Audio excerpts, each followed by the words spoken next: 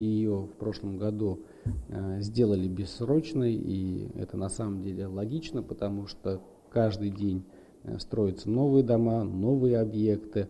Времена, когда в поселках не было газа, в далеком прошлом. На смену программе газификации в 2021 пришла догазификация, причем по всей стране. С тех пор в Татарстане поступило 28 тысяч заявок.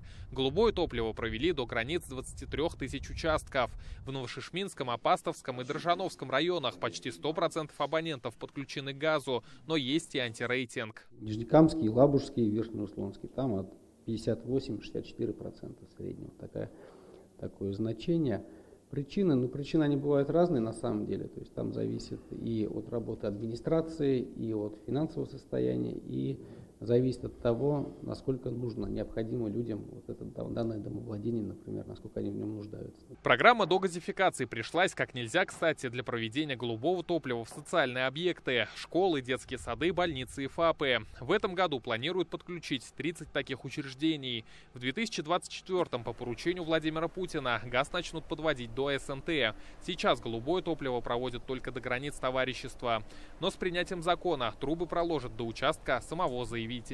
Тут имеется в виду дома, которые используются гражданами для постоянного проживания. То есть это не садовые обычные домики щитовые, а там, где уже гражданин постоянно проживает, такие тоже у нас категории граждан есть. Помимо программы догазификации, в Татарстане многодетным семьям, ветеранам, инвалидам, малоимущим и семьям участников СВО субсидируют затраты на установку газового оборудования внутри дома. Сумма компенсации до 100 тысяч рублей. Компенсируемую стоимость проектных работ, строительно-монтажных работ по газификации внутри границ земельного участка, приобретение внутридомового газового оборудования, приборов учета газа.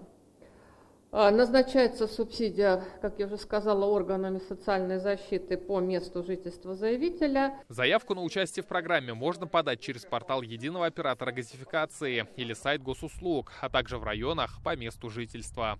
Рамиль Галиуллин, Адель Мендубаев, ТНВ, Татарстан.